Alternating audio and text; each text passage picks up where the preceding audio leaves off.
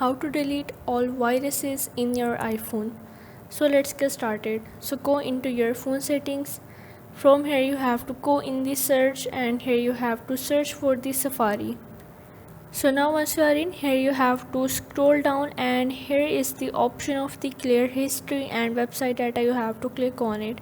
Now here you have to make sure that your clear time frame is on, and you have to close all of your additional tabs, and you can also clear the history. So now basically the most of the errors or the viruses occurs in the Safari or browsers, and after that once you clear that you have to go back and you have to go in the iCloud account. Now from here you have to go in the iCloud and click on the drive.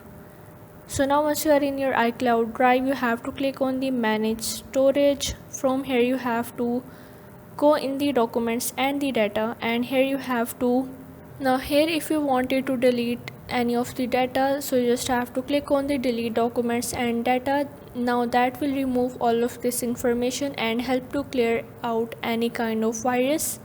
And after that once you do that, you have to go back. Now here you have to make sure that the backup of your iPhone and restore to factory default is on. Now this will also contain virus now that might be lurking in any of the settings or in any of the software in your phone. So what you have to do is simply go back and you have to go into your iCloud backup. Now here you have to make sure that this backup in your iPhone or the over cellular is on.